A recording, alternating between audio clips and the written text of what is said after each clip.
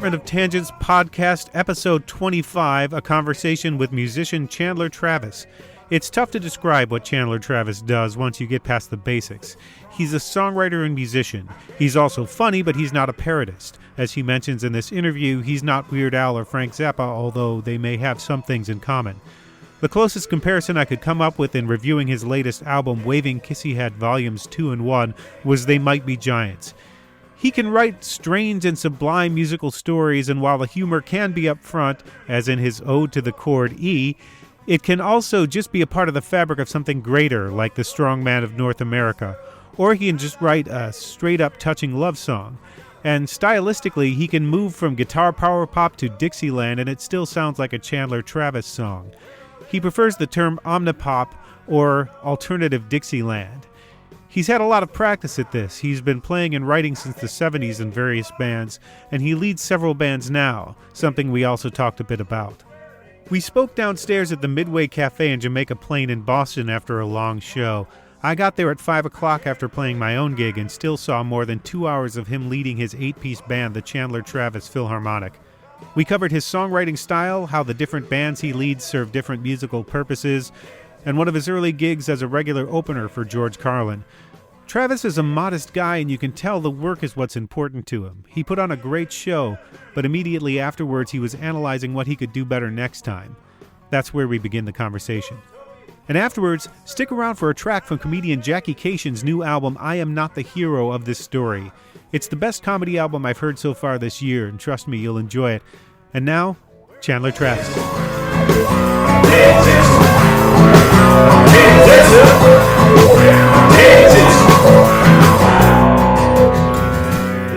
No.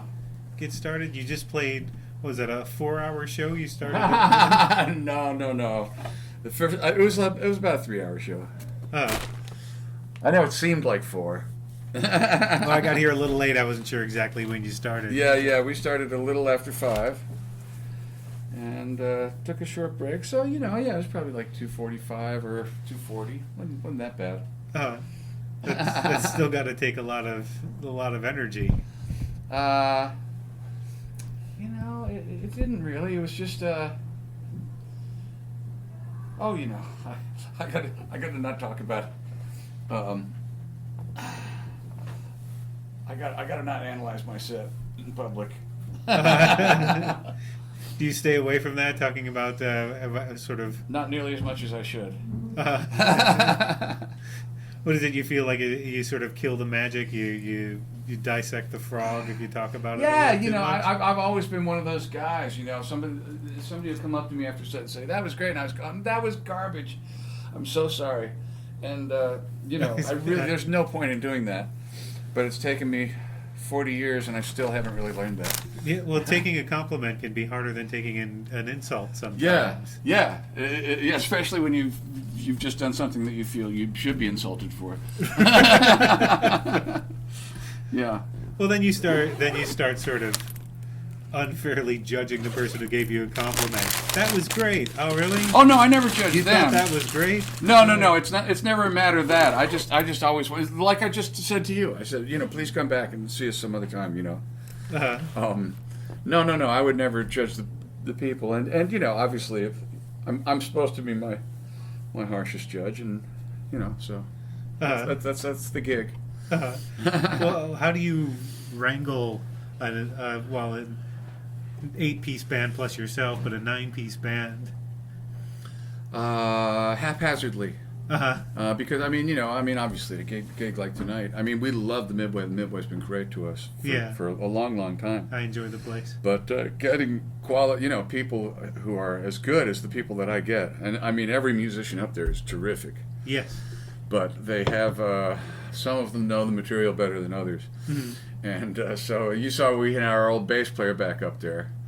So it was so there was moments of trying to figure out, okay, what were we doing when he was playing with us? Uh-huh. That the keyboard player also knows, who knows another bunch of stuff. Mm-hmm. And then the drummer, who's also kind of new, so it's like trying to figure out who knows what. It's a little bit of a puzzle. You've sometimes. got, 40 years worth of material that you could possibly draw from? Well, I mean, I don't usually go back that far. We clean house with some regularity. So, you know, a night like tonight, I mean, I think we just played one song from, you know, really early Philharmonic, so that's only 20 years ago. There wasn't a moment that it didn't... I'm a new material fascist. I really need new stuff, and especially with some of the sillier stuff in particular. That stuff comes and goes, and when it goes, it goes. You get tired of that sort of stuff, so... It just seems like you shouldn't be... Songs are different. Songs you can do for a while, you know? Comedy, it just doesn't seem like you should still be doing the same shit you were doing 20 years ago. I don't know why. Do you make a strong demarcation between the stuff that's comedy to you and the stuff that's more sort of earnest music? I'm not sure how to answer that. Well, we'll take a particular song, something like E, which is E to me is a comedy song. Mm-hmm. The reason we E is a large part of the reason we ended up doing Volume 1 and Volume 2. Because it's been my perception that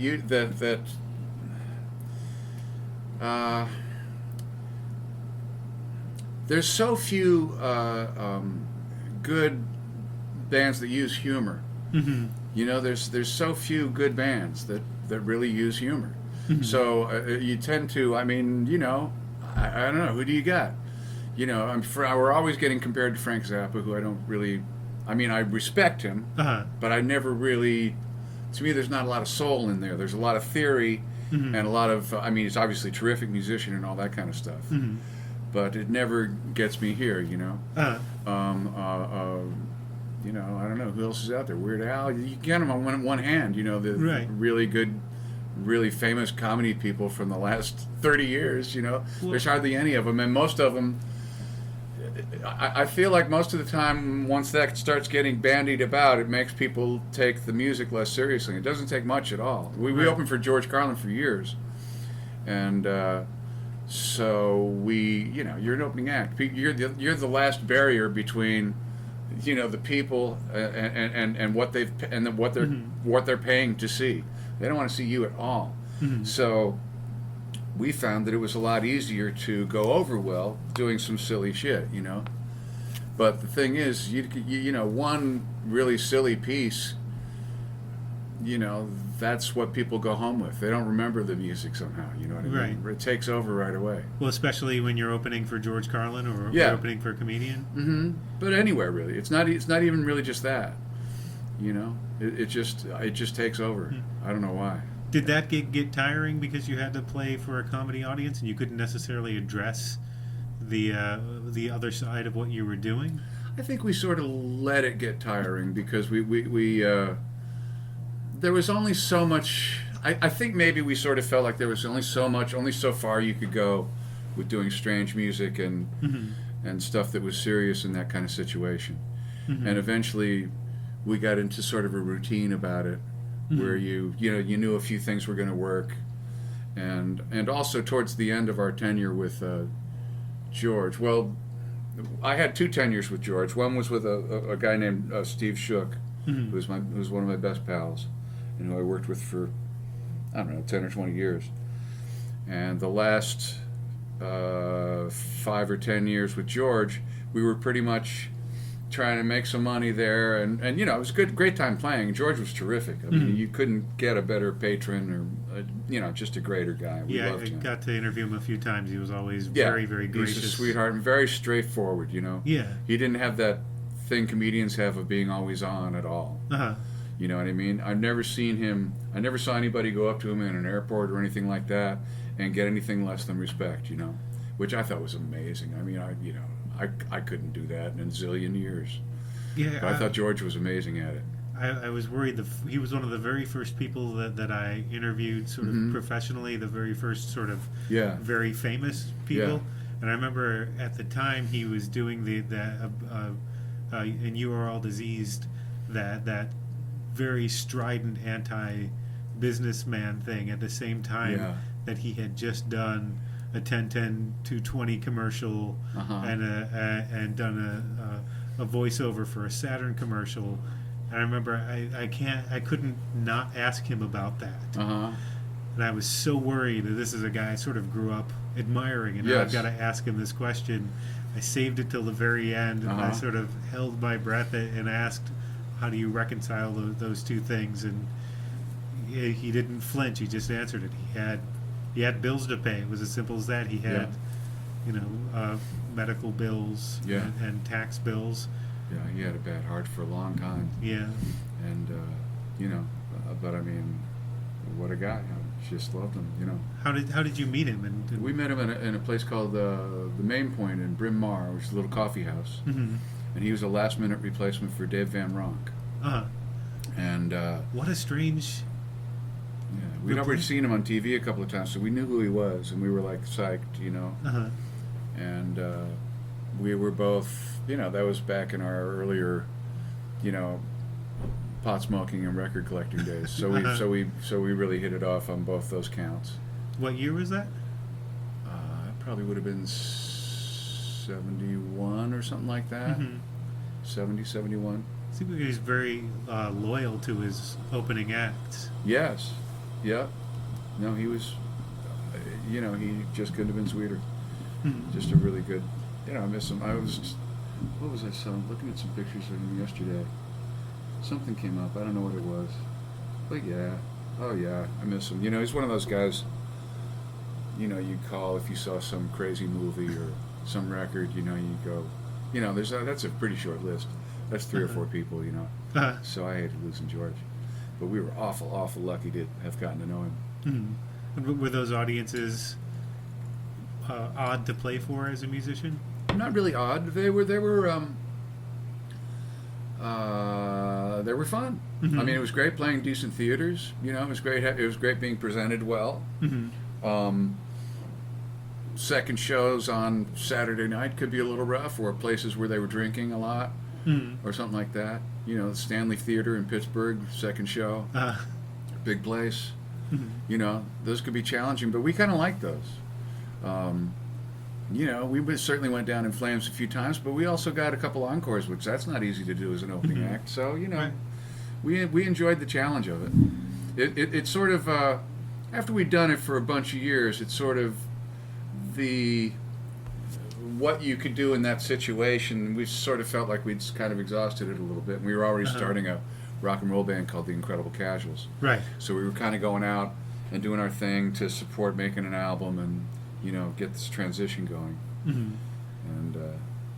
And, eventually we just said, we just let it go, which is financially just ridiculous.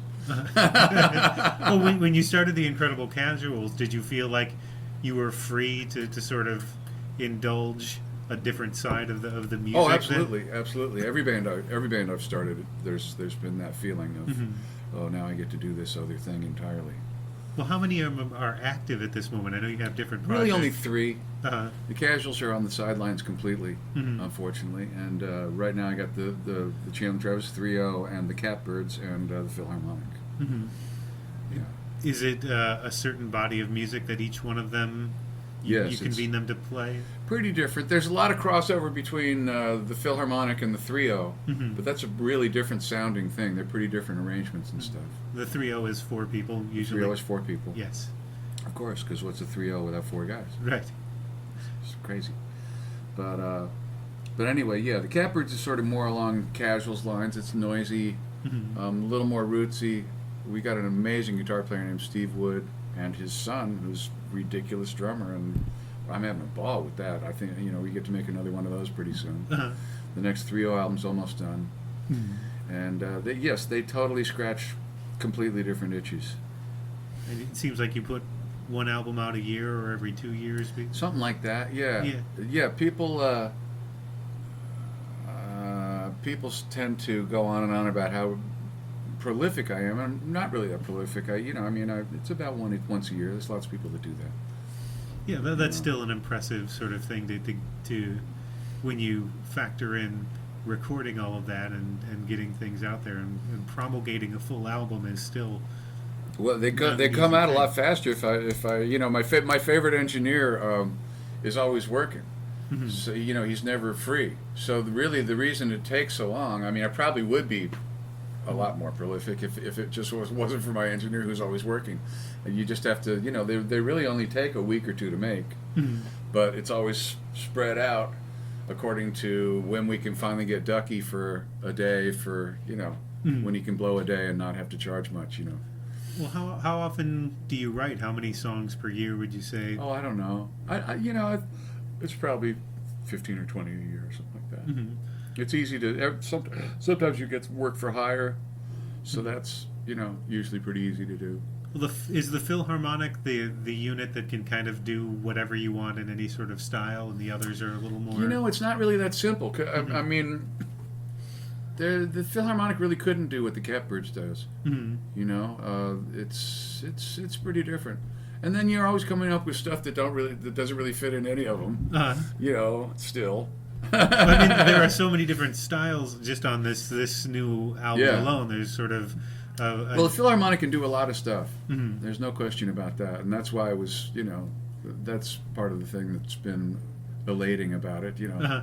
I mean, it's amazing getting to have musicians like that, and I hope you'll put some of their names in this. But they're wonderful. I mean, I just can't believe I can get these people to play my music. It's just ridiculous. I feel ridiculous. I don't, whether I get paid or not, just the opportunity to have people like that, of that caliber, playing my stuff is just, wow. Why wouldn't you do that? Do you want to mention the band that Yes, just played with please. you now? Yeah. Well, tonight you saw Jerome Dupree on drums. Frequently it's Sam Wood on drums. Mhm. And it was Ricky Bates for many, many years. Mhm. And John Clark on bass in both this and the 3-0. Burke McKelvey, both of them are also in the 3-0. He's on saxophone and clarinet and keyboards and everything else. Bob Pilkington has been with us pretty much since the beginning on trombone. Mhm. It's sort of a floating thing. A trumpet. Tonight you saw Jerry Sabatini, who's terrific. Mhm. And Phil Clemens, who was our keyboard for a bunch of years and has mostly been gone the last few years, but is starting to come back a little bit. Mhm. Cliff Spencer on the album. Mhm. I mean, all these people are way more qualified than I am. And then Dinty Child. Dinty Child, Dinty, I mean, he's a founding member. It never would have happened without Dinty. And Fred Boak. Yes. Fred, my valet. Who did an incredibly frightening. Yes, I know. And I know him in that mask. I'm telling you. I wanted. That'll give you pause for thought. Yes, I had never heard of Little Marcy before. Little Marcy is a. Let's see. Little Marcy is the puppet of a Christian ventriloquist. Right. That's the name of the character. I'm not even really creeped out by ventriloquists. I was a ventriloquist as a kid. I used to do shows. Oh yeah. So the But puppets. the combination of Christian and ventriloquist is really. Well, Christian and I've seen that before too. But Okay. but during the break, I looked up some YouTube videos. Yeah. And this is The voice is really something. The voice and the disposition of the mouth. If anybody wants to look up Little Marcy, Yeah. the ventriloquist, it really was frightening. And what Fred did with it, I don't know. I don't even know if I could describe this to communicate the sort of terror that he was able. He puts on the Mickey Mouse gloves and sings through a baby mask. And with he's no also hair. the creator of the Jodsworth, of the dance we did on the song Untitled. Oh, nice. With the freezing for. Yes, exactly. Nobody on the podcast can see that I just froze to illustrate Right. that. But That's called the Jodsworth. that was a nice touch. Well, getting back to humor in music, then, would you consider Untitled a comedy song? I would consider it more than a comedy song. Mm-hmm. That's the kind of that's what I'd like to do if I was doing humor more. Mm-hmm. Like I really have been staying away from satire because that's just really, it's just not very deep, and all those songs are they need to go away in 6 months or time. Uh-huh. I like silly stuff. I like silly more than jokes. I don't like jokes. I don't remember jokes. I frequently don't get jokes. Uh, I like silly. I like character, and I like P.D.Q. Bach and Victor Borg, and Do people try to tell you jokes after shows because they think, oh, you're funny? Well, people try to tell you jokes all through life, don't they? You always run into guys who are joke guys, Uh-huh. And I mean, that's great. If you're good at it, it's terrific, That's not where I go, Mm-hmm. The Beatles of comedy for me are Bob and Ray. Mm-hmm. So that's almost joke free. That's just alchemical. That's just two voices, and for some reason they can say anything and be hilarious. Mm-hmm.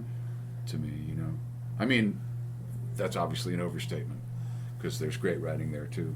Right. Well, but so much of their stuff is so mundane and so boring. Really, you know what I mean? Mm-hmm. They just really make boring great. That's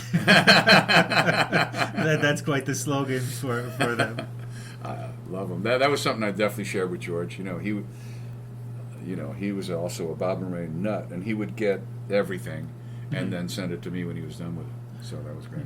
Well, Untitled, talking about the lyrics are very silly, but the music is this sort of Beatlesque they're a little explosion. abstract, so that helps me anyway. Yeah.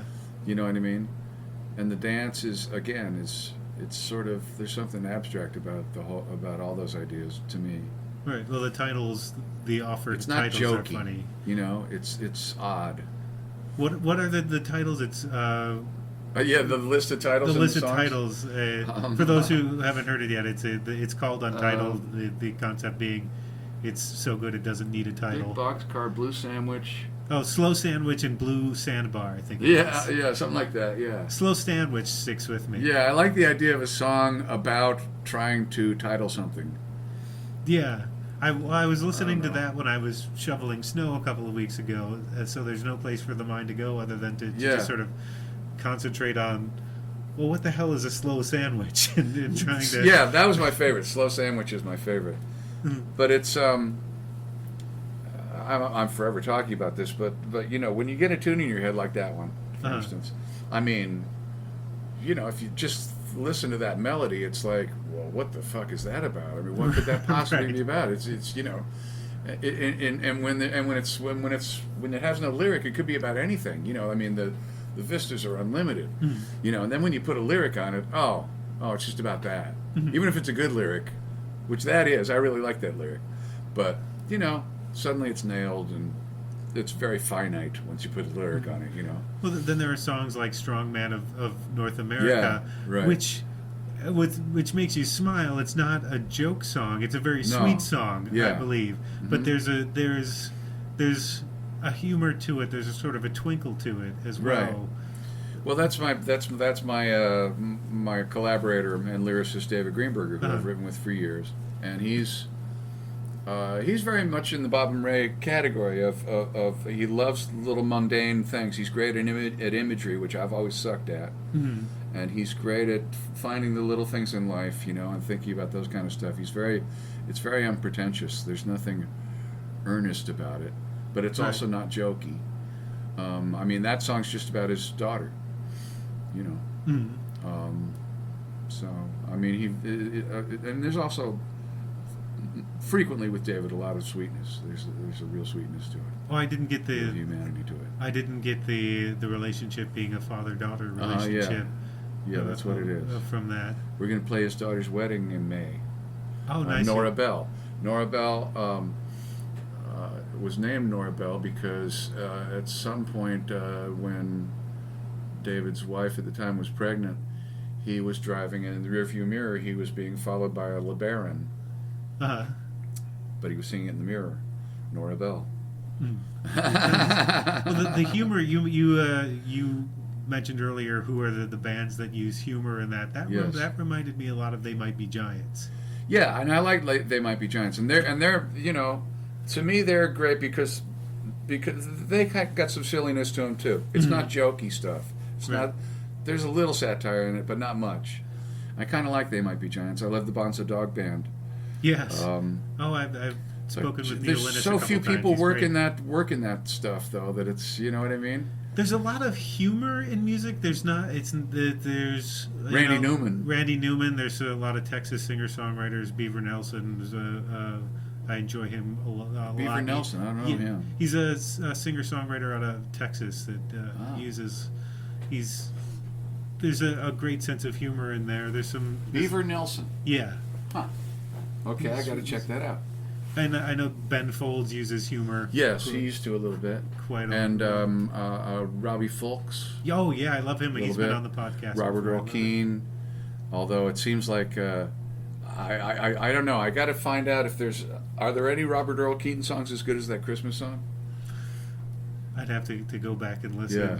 I don't have. If there's anything even close, I sure want to hear it. The little bits I've heard so far, I mean, that song's just genius. I've heard a bunch, but they don't. I like to say my memory's like dynamiting a pond. I'm never sure exactly what's going to come up. Yeah. When right. Usually it's not the thing that I want. Yeah. Yeah, I've always prided myself on my ability to forget, actually. It's very helpful in life. It would, if you can forget selectively, a sort of laser-like forgetfulness. That'd be better, but if it's, as long as you can forget, that's really more important than... it'd be great if you could just selective, that'd be great. But you can't be greedy, as long as you can forget. In some of your press materials, your music is described as omnipop. Does that come from you, or does that come from somebody else in your... That came from Terry Adams, actually, NRBQ. Who's a huge influence on me all the time. And it just seemed, those things are, you work as hard as you can to come up with something that's really, really difficult to describe. Right. To do something that's new. And then when it's time to get gigs, you got to say something to the guys you want to hire you, So we said that, and alternative Dixieland, and gospel music for atheists. You got to say something. Omnipop, I think, is the most accurate of the bunch because we're listeners and we listen to shitloads of things, and then we want to play them. Can't help it. Do you pick up things like that? You hear something new and you want to try to oh God, yeah, sure, absorb that sound. Oh yeah. What was the last thing that was sort of new to you that you wanted to pick up or that inspired you? Well, literally, possibly Little Marcy, but obviously that's not a musical. Inspired is a tough word for Little Marcy. Yeah, yes it is. Yes it is. But I mean, we play a lot of Brazilian stuff or Brazilian flavor stuff. I love Caetano Veloso and Marissa Monte. I love Duke Ellington. I'm always trying to see if I can steal from Monk a little bit. XTC, The Replacements, NRBQ. My main turf is, Beatles, Stones, Kinks, Who, Beach Boys.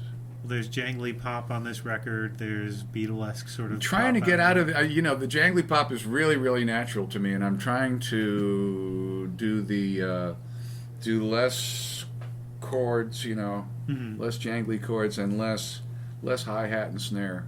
And having 9 people in the band, you really, really more than ever start to learn about that you gotta have people shut up. You know what I mean? They can't all play all the time. If there's 4 people in the band, I mean, the Casuals was a band that you could pretty much all those guys could play all the time, and it wasn't too bad. It still would have been better to have them come and go. Now I'm turning into kind of a psycho about it. I really like when there's air and things. Do you chart? I love pauses. Do you chart things out for them, or do you just get the best people you can and let them kind of do what they do? For both. There's a bunch of stuff that's improvised, and there's a bunch of stuff that's written down to every note.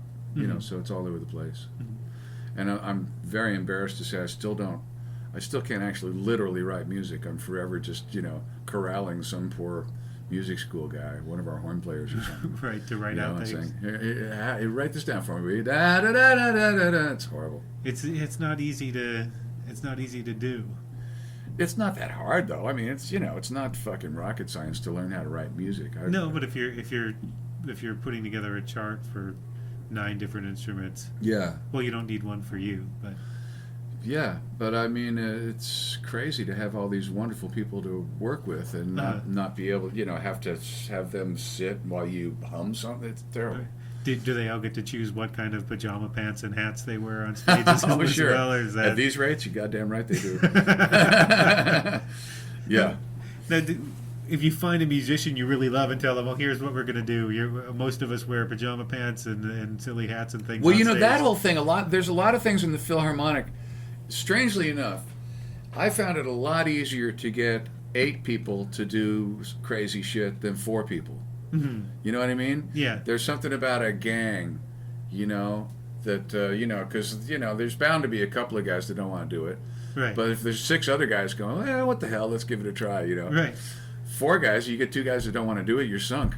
Yeah. It occurred to me at some point tonight that it's not necessarily just window dressing. There's an atmosphere that creates where it seems like it loosens everybody up a little bit, and that might affect their playing. Yeah, that's very much true. We played one show in tuxedos and stuff, Mm-hmm. and that was really fun too. A couple of times we played in suits, and you do play a little differently. You know, Mm-hmm. and that's always true with actors too. You know, they'll all tell you once they get the clothes on, Uh-huh. it really makes it official. How do you put together a set list if you're doing almost 3 hours worth of stuff? Well, tonight I didn't, and frequently I don't. Mm-hmm. Sometimes it's usually better if I do, but you never know. Mm-hmm. It's much like the nature of the band. You have some of the stuff is really written down to the last detail, and some of it is just completely improvised. And it's that approach to sets as well. How much does... I love making out sets, but a lot of times I'll spend as much time making out a set as I do playing the set.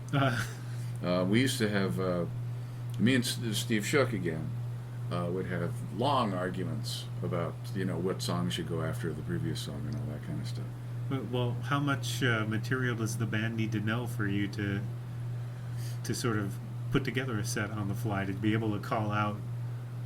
Well, as long as I have Burke, I've always tried to have like one guy who's there pretty much all the time, who can direct the horns. Mm-hmm. Okay, they're sort of used to that.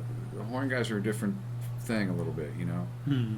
And then you hope to have guys who are around a lot, you know. Mm-hmm. But every now and then you can do great with a guy. I mean, if a guy's a good enough musician, Mm-hmm. you know, and he knows when to shut up, that's very important. Right. You'd be amazed how I've played with some amazing musicians who just don't know that they shouldn't be playing all the time. Right. Well, I played with a couple of guys over at Loretta's Last Call this week. Mm-hmm. They had it was sort of a songwriter in the round, and they had a drummer and a guitarist. Yeah. I was kind of worried because I have some starts and stops in a couple of my songs, and I worried about explaining it to them beforehand, but then I just played.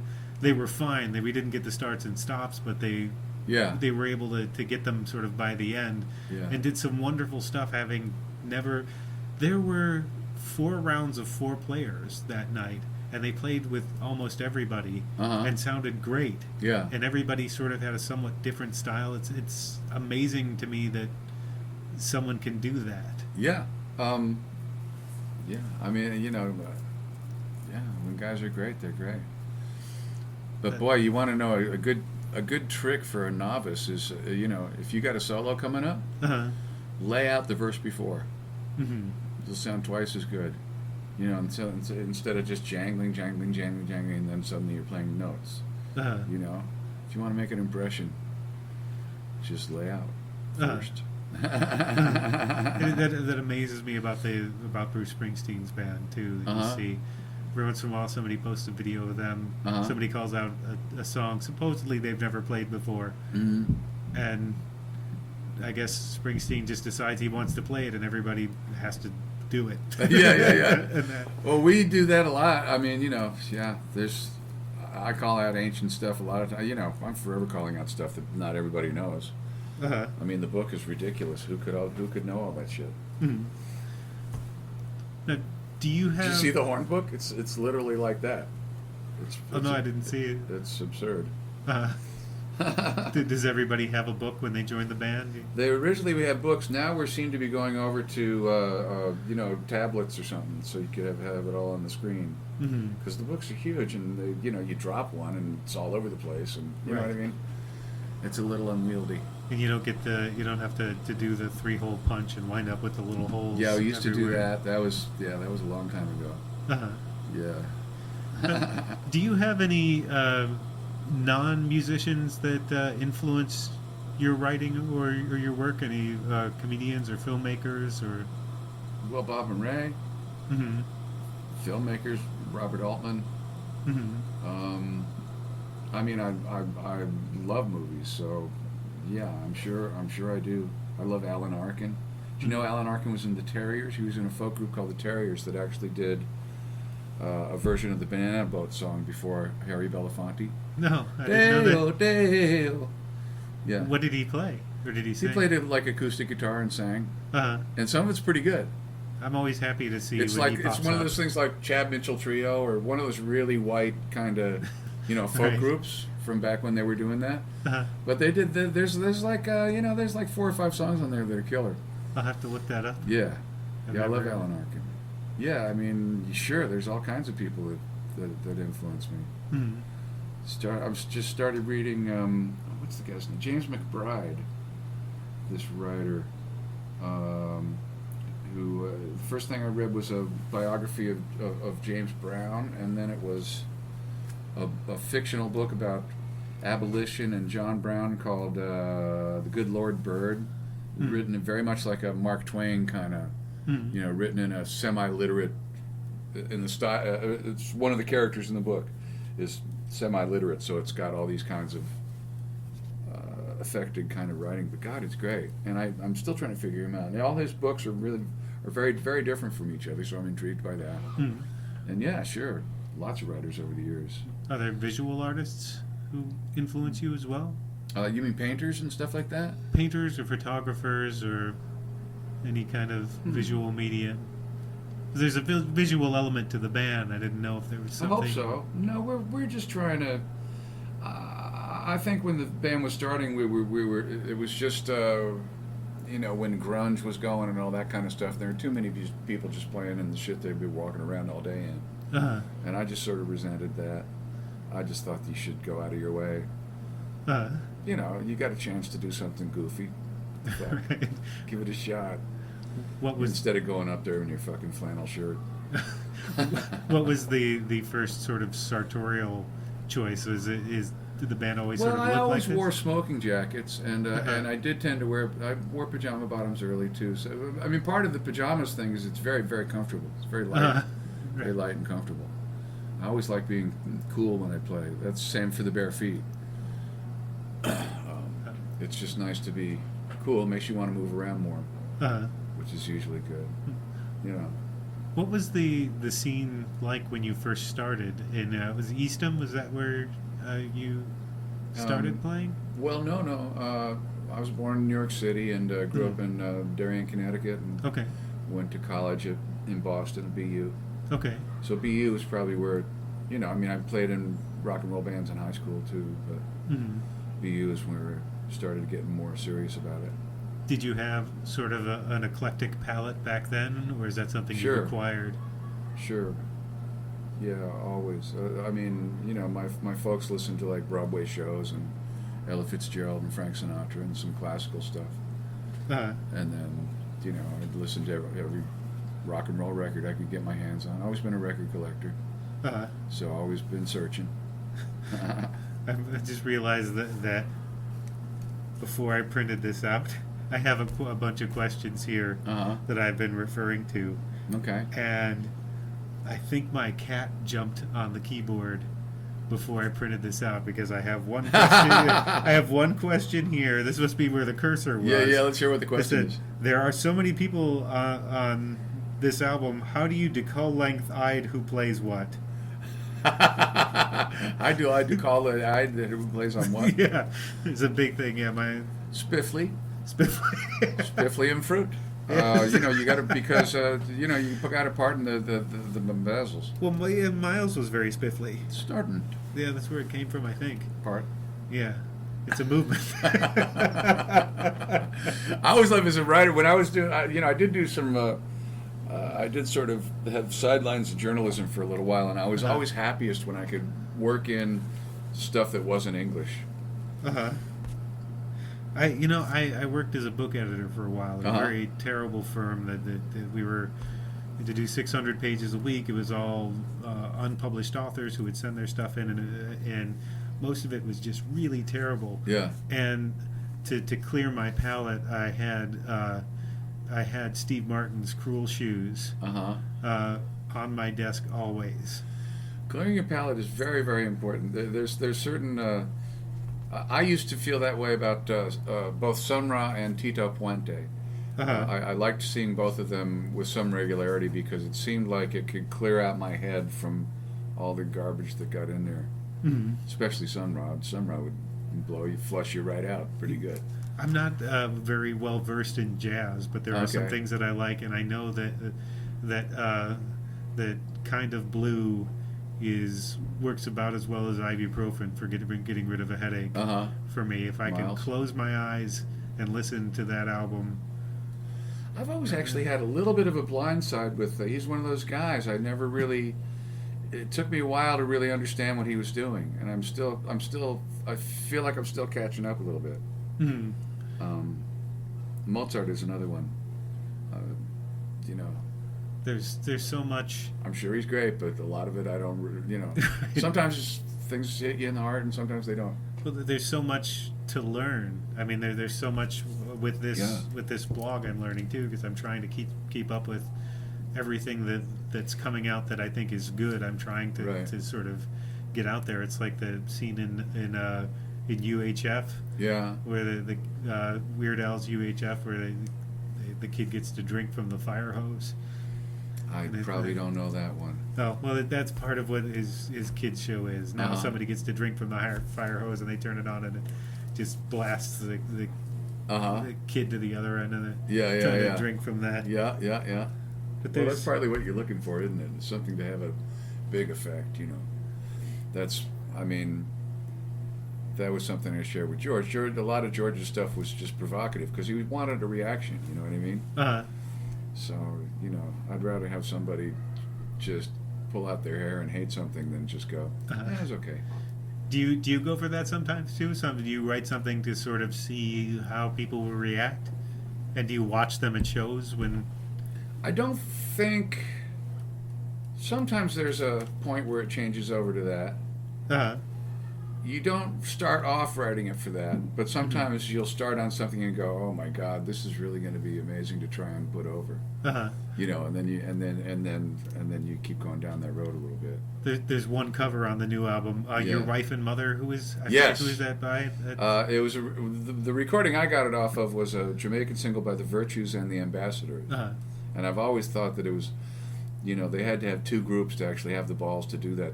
Right. They had to get the 8 people, right? Right. Well, for those who haven't heard it, it's the concept is, who would you save, your wife or your mother? Yeah. Well, the opening line, the very opening line of the song is, "If your wife and your mother were drowning, which one would you save?" Right. And when I heard that, I almost drove off the road. I remember it very clearly. I was like, "Oh my fucking God! I can't believe somebody said that. That's the best." It's a horrible, horrible concept. It's amazing. It's amazing. It's a great thing to play at Valentine's Day and weddings, and Is that something that gets a reaction out of people? It seems designed to provoke. But it's never gotten a bad reaction. It sort of gets people are like, well, they're like I was, you just like horrified. You're just like, oh my God, I can't believe somebody said that. That's so wild. That's part of the thing I love the most about my job is getting to surprise people. Mm-hmm. Surprises are really good, and it's hard to surprise people nowadays because they're jaded, especially with music. God, they're getting music shoved at them from every orifice all the time. You can't go into a store, or you can't go anywhere that doesn't have music. Mm-hmm. If I was young nowadays, I'd be running for music, I think.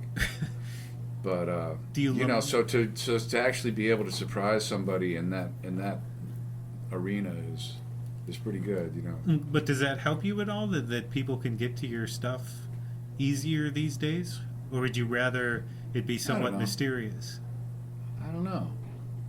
it's good for me as like an older guy because I don't know if I'd really have the energy to be driving around to like people's basements in all these faraway states to see if I could find these 45s I want that you can now just log in and get on YouTube. You know what I mean? And it's amazing the stuff you can get.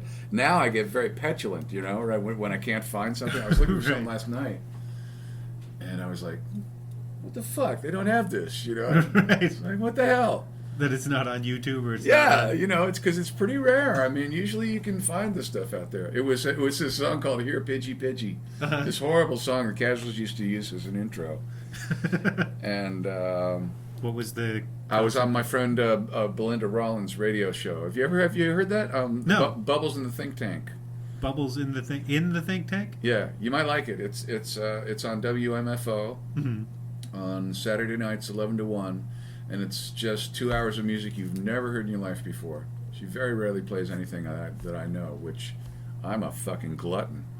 So just that alone is interesting, and she likes a lot of novelty stuff. It's and a lot of really old stuff. I'll take a listen. It's fun. She's got an archive, so you don't have to actually be there at the right time, of course.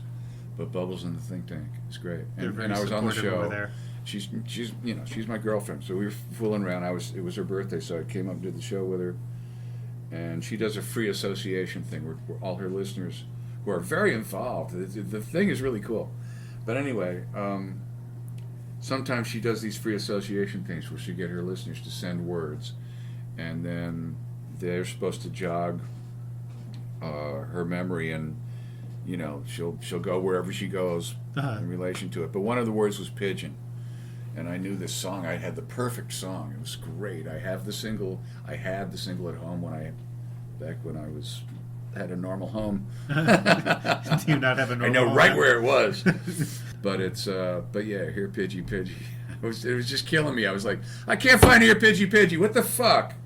I was very offended, Well, sometimes I have a moment from a movie or something that I'm trying to search, or there's a song, and if I can't find it, I start to think, did that actually happen? If it's not on record somewhere, did I imagine? Well, at this point, it's so rare. It's so rare. The stuff you can find is just so amazing, So we're all spoiled, For years, so much is available now. It can change your memories too, because I think that your memories you become apocryphal after a while. Yeah. I remember what I had thought happened when Johnny Cash played Delia, or Delia's Gone on David Letterman. I had built that up in my mind that there was this big sort of laugh line. I think maybe I saw that there. Yeah. Because it's a very, for people who don't know, very violent song. Delia, oh Delia, Delia, all my life. If I hadn't have shot poor Delia, I'd have had her for my wife. And it gets there's one verse that starts out, the first time I shot her in the side. It's hard to watch her suffer, but with the second shot she died.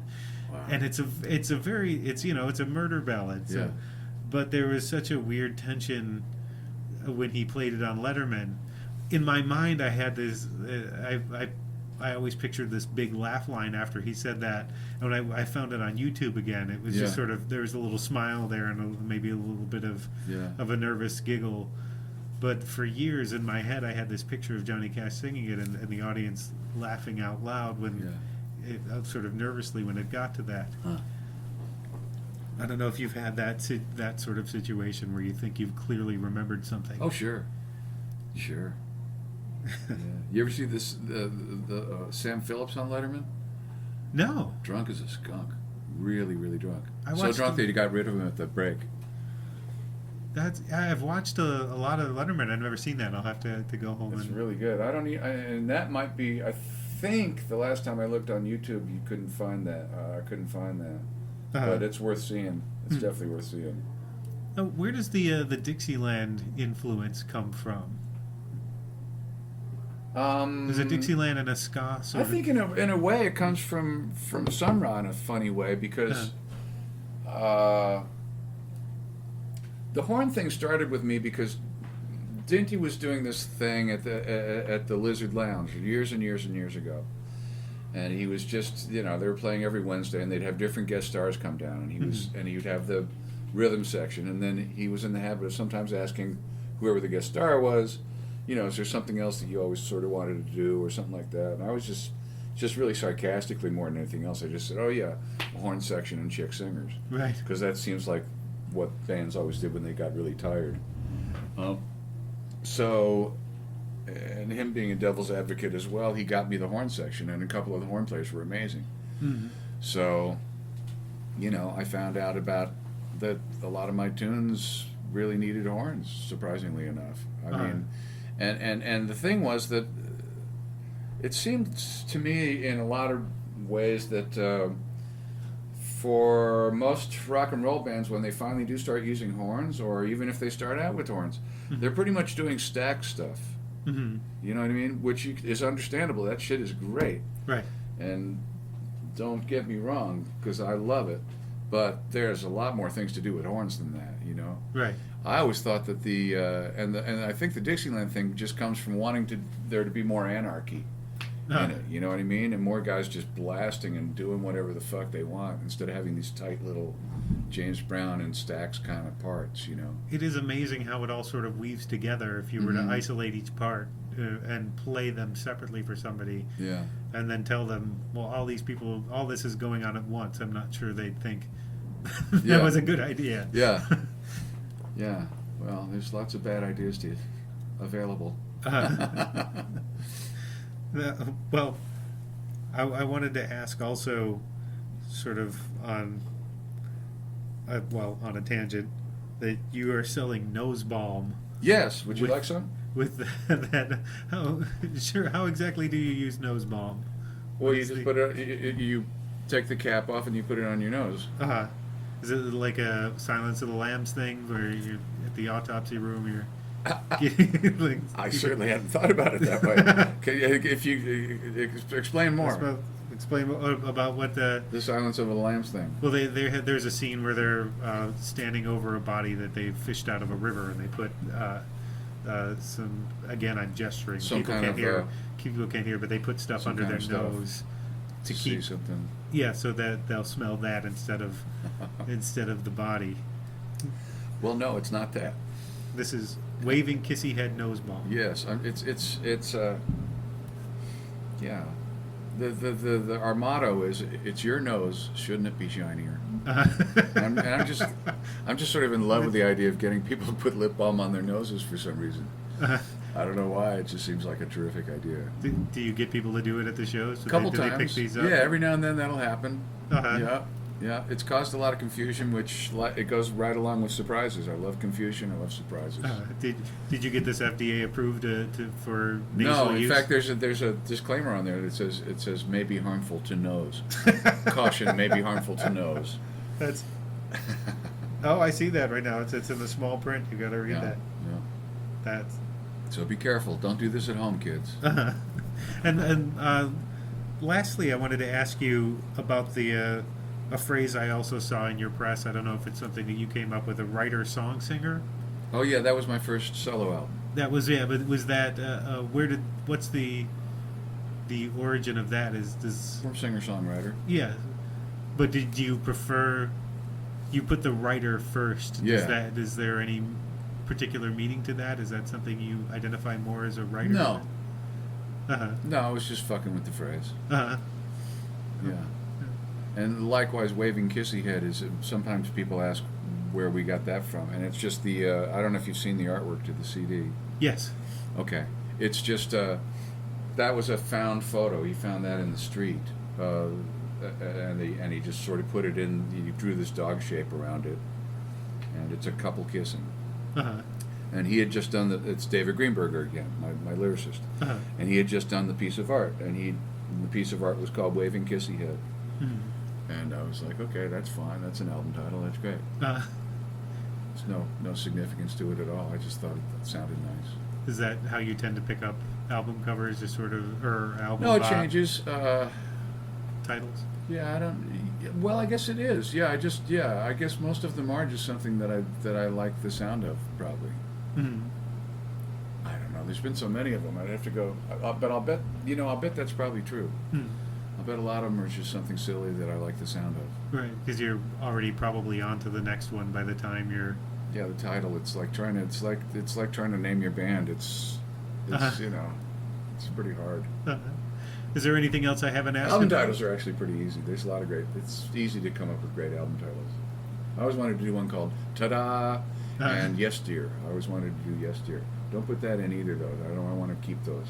All right, I'll see. I'll figure out a way to bleep those out so I can get you. Oh, don't worry about it. It's fine. It's fine. You know, to burn that next if Ta-da comes out next year. Yeah. You'd want to surprise people with it. That's fine. I'll help somebody else for a change. Is there anything else I haven't asked about you want to mention? Is there anything to? No, nothing in particular. I want to go see the Oscars and see if La La Land wins everything. I guess we watched Moonlight last night. Oh yeah, how was it? And it was very, very good. Yeah. Did you see La La Land? Did you enjoy Yes. it? I liked it a lot. My friend David Greenberger thought that the weakness of it was that the Ryan Gosling character doesn't really seem like a jazz guy. I mean, right. If you really look at it, you know, and I'll buy that, but the rest of it was fucking great. So I liked the last 20 minutes of it mostly. I like the whole thing. I just love that somebody was even trying to make a musical again. It's been so long since anyone even tried to do that. I just thought it was adorable. The effort was great, and I just thought people were great. You enjoy musicals? Well, I do. I don't know if you... Absolutely. I like the whole thing. You know, with musicals, people tend to either you're a guy who accepts the ridiculous suspension of things where people are like talking and then suddenly they start singing. You know what I mean? Either you can accept that, or there's a lot of people that just can't go there. I'm like, that's just too ridiculous. I can't do that. It works best in comedies. I think. I love the machinations of it. Like, okay, how do you get from the talking to the singing? I love that part.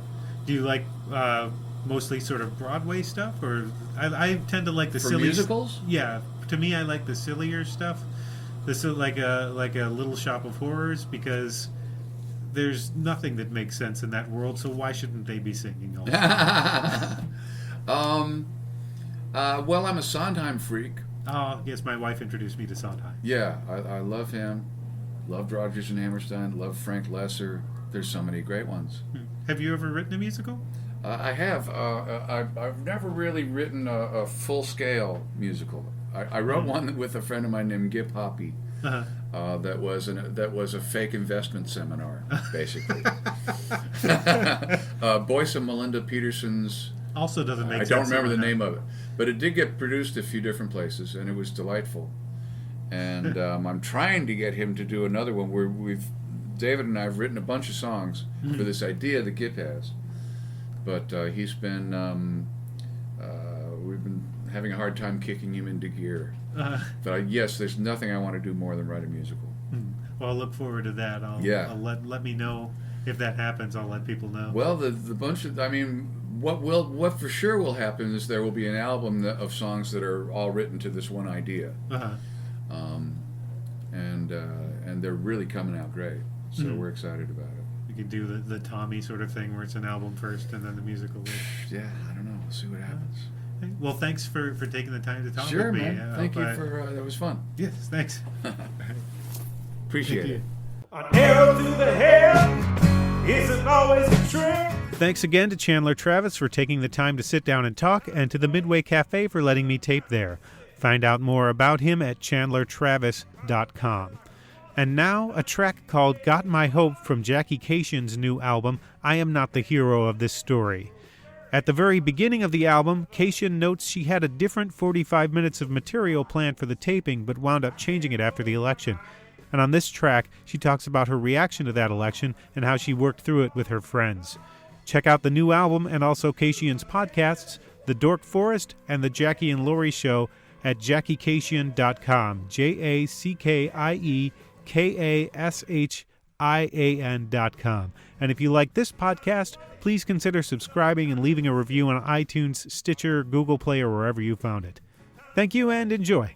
So when the election happened, I, of course, terrified, like many people, scared, thinking about, registration acts and deporting millions of people and everybody's brown or has a limp or some fucking thing. And trainfuls of people, always gathering people by religion and color. It's always worked out well for the world. And so I was terrified, and you know where I got my hope? I got my hope from my black friends, from my brown friends. I got all litany kind of friends, right? I got all the friends that are in line ahead of me, but I got, right? You got your lesbians with kids, and you got your handicapped, and you got your people who have kids that are disabled, and your Asian Muslims, and whoever the fuck. Anyway, so I got lots of those friends, but I got my hope from my black and my brown friends who I was talking to, because that's what they needed, was to reassure me. And I said, hey, I'm scared. And to a person, they said, yeah, it's scary. It's really scary right now. But we just got screwed again. You just get up and you keep going. That's what you do. You get in the way of crummy behavior if you see it, and you just keep going. And make sure you're happy. Nobody wants you to be happy, so make sure every day you try to be happy. And I was like, just get up? And one of my friends said, Jesus, is this the first time you've been disappointed? Got a little defensive. I was like, no, Jesse Ventura. He was a scary, I'm gonna make a boatload of money guy off the government. No, maybe not the same as Nazis and Klansmen. So yes, but here's the real reason I'm mad, is because now I have to get up. I have to get up and get in the way of bad behavior, because 2% of the people on this planet are bad. Everybody else, I genuinely believe this. I believe that everybody's great, but 2% are broken, and 2% are out of their damn minds, and they're going to grab genitals and say horrible things and be mean to people, and now I, who want to be Captain America, have to stand in front of them and be a big white lady meat shield, and I don't want to be a white lady meat shield. I was hoping just to coast to the twilight of my life and fall over in a heap. That was it. That was gonna be it. And now I have to get up. And I don't want to. I want to get a remote, pay someone, get Amazon to fucking do it. I don't know what I want. I'm a Prime member. Does no one care? But now, and I got friends, like I have gay friends and relatives who are like, their kids came home from school and they were scared. Are they going to take us away from you, mommies? And I'm like, first sign of that, fucking run, I said to them. No reason to be brave, get the fuck out. I was not raised to be the hero of anything, but I guess I will be. I was like, I don't have any kids. I can be a white lady meat shield. You can throw me in front of it. I would like a small statue, something tasteful. Possibly slimming. That would be nice. And you have to complain laterally, you guys. I'm sorry to obsess, but seriously, middle-aged white lady over here, can mostly just complain to white guys. That's it. Those are the only guys who are behind me in line. Everyone in front of me in line, they get to complain to me, and I have to be supportive. That's the rule. That is the rule. And I didn't make the rule. That's the fucking rule. If you are a white guy, you have to get in the way of bad behavior, and you have to clean out your attic so you can hide people. That's your job. That's your fucking job. I also didn't make that rule. That is traditionally the rule of decent white men throughout the centuries.